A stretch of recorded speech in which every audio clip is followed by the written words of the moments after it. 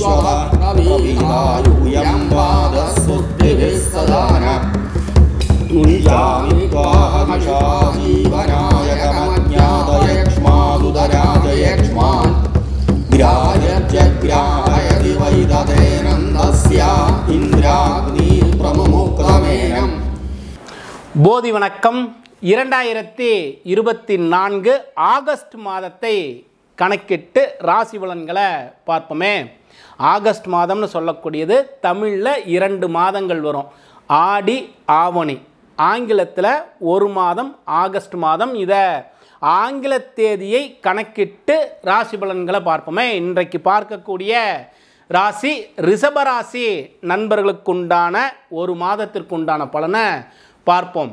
சரி, ரிஷபராசி அப்படின்னு சொன்னாவே அவங்களுடைய விடா முயற்சியும் வெற்றியும் ரொம்ப பெரிய விஷயம். அவங்கள்ட்ட தான் விடாமுயற்சியையும் வெற்றியையும் கற்றுக்க முடியும்.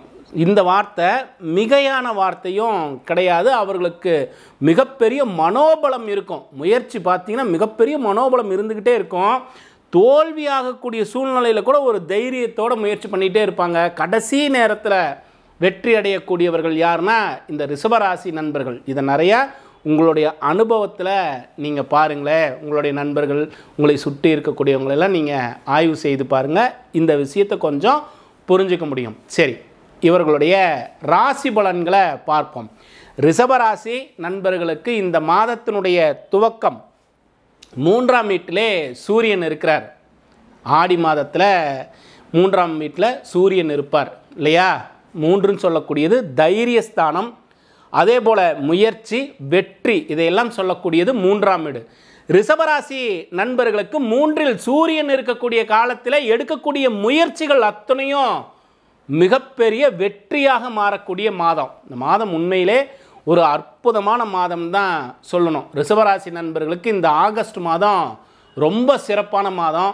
அதே போல் நீங்கள் எடுக்கக்கூடிய ஒவ்வொரு காரியமும் செய்யக்கூடிய ஒவ்வொரு முயற்சிகளும் வெற்றியிலேயே சென்றடையக்கூடிய காலகட்டமாக இருக்குது. ரொம்ப அற்புதம் தான். இந்த மாதத்தினுடைய துவக்கம் அற்புதமான மாதம் தான் இந்த மாதம்.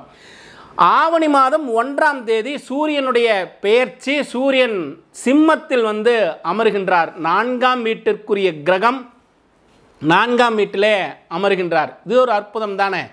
பொதுவாக நாளில் சூரியன் இருக்கிறத கொஞ்சம் மாதுர்ஸ்தானம், அம்மாவுக்கு கொஞ்சம் கவனமாக இருங்க, இதையெல்லாம் சொல்லுவாங்க.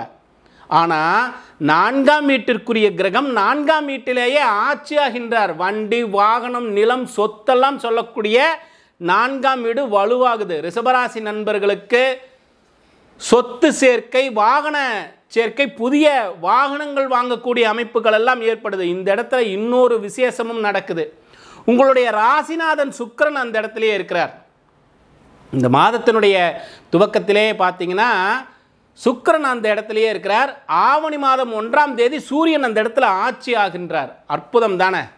வாகன யோகம், புதிதாக வாகனங்கள் வாங்குவதற்குண்டான எண்ணங்கள் எல்லாம் இருக்கக்கூடியவர்களுக்கு இந்த காலகட்டம் ஒரு அற்புதமான காலகட்டம். அதே போல் அரசாங்க செல்வாக்கு ஏற்படக்கூடிய காலம். ஆவணி மாதத்திலிருந்து பார்த்திங்கன்னா அரசியல், அரசாங்கம் சார்ந்த யோகத்தை கொடுக்கக்கூடிய காலம். ரிஷபராசி நண்பர்கள் சிறிது நாட்களாகவே செய்கின்ற முயற்சி எல்லாம் பார்த்திங்கன்னா இந்த ஆவணி மாதத்தில் அனுகூலமாகக்கூடிய அற்புதமான காலகட்டம். அதே போல் தான் திருமணத்திற்கும் குரு ஜென்ம ராசியிலேயே இருக்கிறார். 7ஆம் பார்வையாக 7ஆம் வீட்டை பார்க்கிறார். 7க்குரியவன் குருவோடு சேர்ந்திருக்கிறார். செவ்வாய் 7-12க்குரிய செவ்வாய் குருவோடு சேர்ந்திருக்கிறார். 7ஆம் வீட்டை குருவினுடைய பார்வை. இந்த ஆவணி மாதத்தில் ரிஷபராசி நண்பர்களுக்கெல்லாம் திருமணம் ஆகாதவர்களுக்கு திருமணத்திற்கு அனுகூலமான காலகட்டம். கூட்டு தொழில் செய்கின்ற முயற்சி ஒரு அற்புதமான முயற்சி. கூட்டு தொழிலுக்காக நீங்கள் எடுக்கக்கூடிய முயற்சி பாருங்கள், இந்த காலகட்டங்களில் பலன் கொடுக்கும். மற்ற கிரகங்களும் உங்களுக்கு சாதகமாக இருக்குது. ரொம்ப நாளாக கூட்டு சேர்ந்து ஏதாவது ஒரு விஷயத்தை செய்யணும், இன்னொரு 3 மாதங்கள் கழித்து ஆரம்பிக்கக்கூடிய தொழில் 6 மாதங்களுக்கு பிறகு செய்யக்கூடியதை நாங்கள் இப்போ இருந்து முயற்சி செய்கிறோம். ஒரு கூட்டாக எல்லோரும் சேர்றோம், ஆனால் பலன் கொடுக்கலைன்னு நினைத்த ரிஷபராசி நண்பர்களுக்கு இந்த ஆவணி மாதம் ஒரு அற்புதமான மாதம். குருவினுடைய பார்வை 7ஆம் வீட்டில் கிடச்சிருது. குரு செவ்வாயினுடைய சேர்க்கை அந்த இடத்துலையே ஜென்ம ராசியிலேயே இருக்குது. இதுவும் ரொம்ப விசேஷம். குருவினுடைய பார்வை 5ஆம் வீட்டில் இருக்குது, 9ஆம் வீட்டில் இருக்குது. அற்புதமான மாதம். இந்த ரிஷபராசி நண்பர்களுக்கு இந்த ஆகஸ்ட் மாதம், ஆங்கில மாதம் அற்புதமான மாதம். இந்த மாதத்தில் எடுக்கக்கூடிய முயற்சிகள் எல்லாம் வெற்றி, அரசாங்க அனுகூலம், பெண் வர்க்கத்தால் ஆதாயமான விஷயங்கள் எல்லாம் நடக்கக்கூடிய காலம். வீட்டில் இருக்கக்கூடிய பெண்களுக்கு ஒரு மகிழ்ச்சியான காலகட்டம் கிடைக்கக்கூடிய காலகட்டம். அதே போல் பெண் வர்க்கத்தால் ஆதாயம், மனைவியால் ஒரு அனுகூலமான விஷயங்கள் எல்லாம் ஏற்படக்கூடிய காலம்.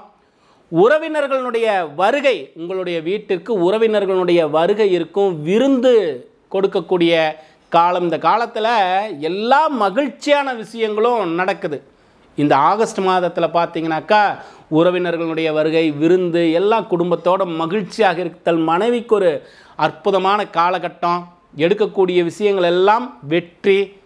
இதை விட சிறப்பான ஒரு விஷயம் என்ன இருக்குது? நமக்கு பொருளாதாரம் ஒரு விஷயத்தை கவனிப்போம்.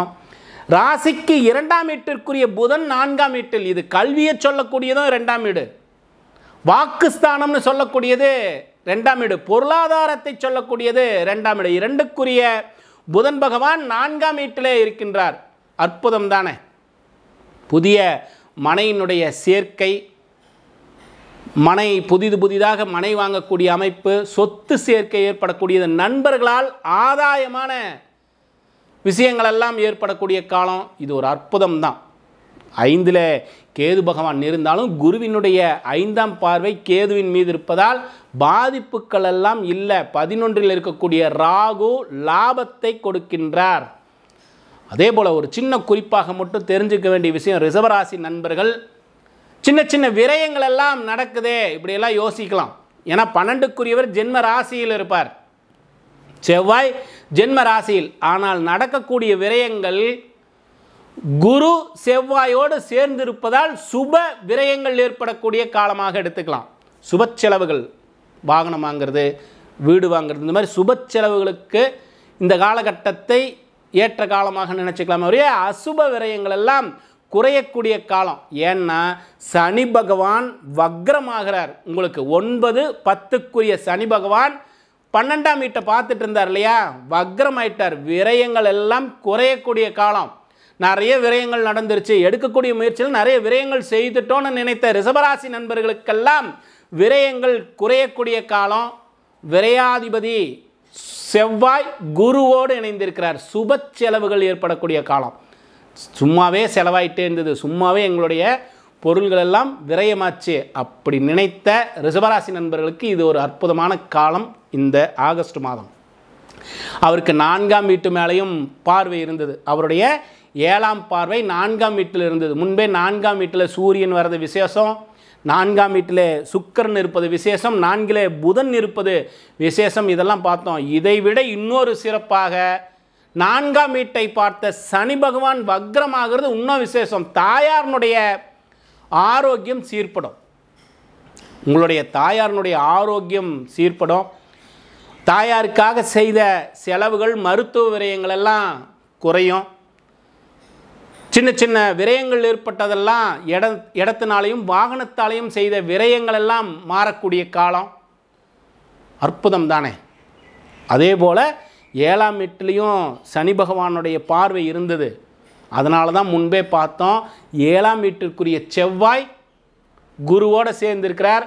சனி பகவான் வக்ரமாக இருக்கிறார்னாவே திருமணத்திற்கு அனுகூலமான காலகட்டம். இதை முன்பே பேசினோம்.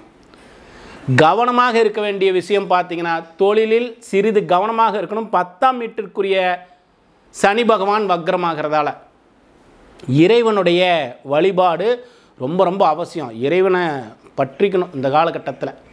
9ஆம் வீட்டுக்குரியவனும் அதே சனி பகவான் தானே. இறை வழிபாட்டை விடக்கூடாது.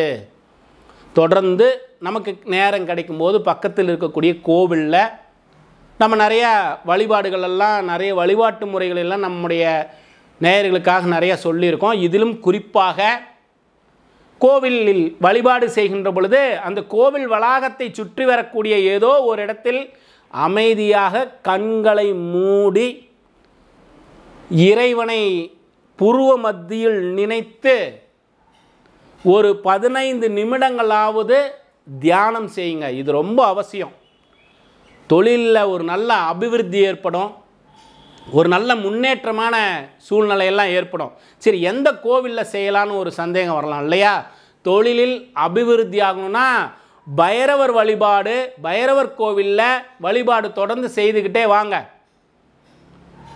உங்களுக்கு எப்பப்பெல்லாம் நேரம் இருக்குதோ அப்பெல்லாம் போங்க. எப்பொழுதெல்லாம் உங்களுக்கு அந்த கோவிலுக்கு போகணும் இந்த கோவிலுக்கு போகணும்னு இல்லை, அருகில் இருக்கக்கூடிய கோவிலில் எப்பொழுது உங்களால் வழிபாடு செய்ய முடிகின்றதோ அப்பெல்லாம் போங்க. தொடர்ந்து ஆனால் வழிபாடு பண்ணுங்கள். அந்த இடத்துல கொஞ்ச நேரம் தியானம் செய்து பழகுங்க. இறைவனை ஒரு நிலையாக ஒருநிலைப்படுத்தி தியானம் செய்து பழகுங்க. இதில் ஒரு மிகப்பெரிய மாற்றம் நிச்சயமாக தொழிலில் ஒரு அபிவிருத்தி கிடைக்கும். அதே போல் மகாலட்சுமியை வழிபாடு பண்ணுங்கள். உங்கள் வீட்டுக்கு அருகில் இருக்கக்கூடிய கோவிலில் வழிபாடு பண்ணிங்கனாவே போதும். அங்கே போகணும், செலவு பண்ணிவிட்டு இங்கே போகணும், இதெல்லாம் இல்லை.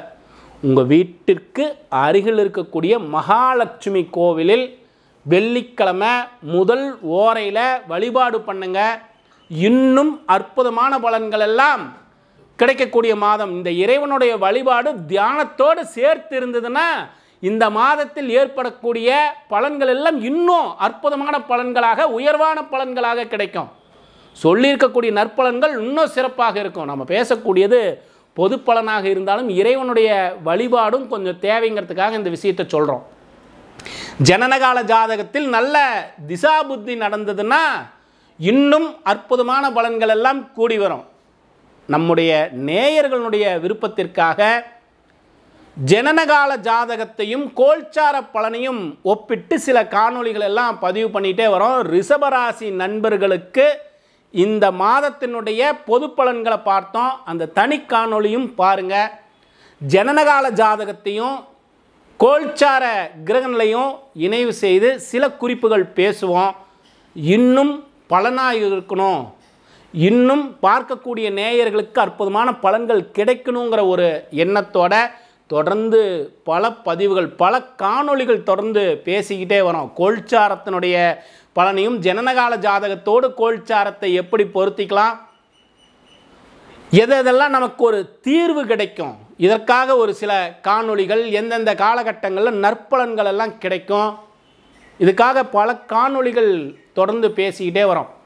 நம்ம இந்த ஆகஸ்ட் மாதத்தினுடைய பலன்களை முழுமையாக தெரிஞ்சுக்குவோம். இந்த ஆகஸ்ட் மாதம் ரிஷபராசி நண்பர்களுக்கு ஒரு அற்புதம் தான். வெற்றி மேல் வெற்றி ஏற்படக்கூடிய அற்புதமான காலகட்டம். முயற்சி வெற்றியாக்குங்கிறத ரிஷபராசி நண்பர்கள்ட்ட நாமும் கற்றுக்குவோம். சரி, நம்முடைய போதி மையத்தில் படிக்கக்கூடிய மாணவர்களுக்கு சோழி பிரசன்னம், தாம்பூல பிரசன்னம், சொர்ண பிரசன்னம் இதெல்லாம் பாடத்திட்டமாக வச்சுருக்கோம். நேரடியான வகுப்பும் ஆன்லைன் வகுப்பாகவும் நடத்திட்டுருக்கோம். விருப்பம் இருக்கக்கூடியவர்கள் எங்களோடு தொடர்பு கொள்ளலாம். இந்த பாடத்திட்டத்தோடு தியானம், சுவாச பயிற்சி இதையும் இணைத்து தசமகா வித்யா பாடத்திட்டமும் வச்சுருக்கோம். படிக்க விருப்பம் இருக்கிறவங்க நம்மளுடைய டிஸ்கிரிப்ஷனில் போதி மையத்தினுடைய வெப்சைட் அட்ரஸ் இருக்குது, செக் பண்ணுங்கள், என்னோட தொடர்பு கொள்ளுங்கள். பயிற்சி நேரடியாகவும் ஆன்லைன்லேயும் இருக்குது. விருப்பம் இருக்கிறவங்க தொடர்ந்து போகலாம். பயிற்சியின் பேரில் நிச்சயம் நற்பலன்கள் உண்டு. சரி, தொடர்ந்து இன்னும் பல காணொளிகள் நம்முடைய நேயர்களுடைய விழிப்புணர்வுக்காக, வருமுன் காப்போம் என்பதற்காக நடக்கக்கூடிய நிகழ்வை இந்த ஜோதிடம் என்ன சொல்லுதுங்கிறத முன்கூட்டி சில பதிவுகள் எல்லாம் பேசிக்கிட்டே வரோம். பயன்படுத்திக்குங்க. நிச்சயம் ஒவ்வொரு நாளும் வெற்றிகரமான நாளாகத்தான் அமையும் இறைவனுடைய அனுகிரகத்தோடு. போதி வணக்கம்.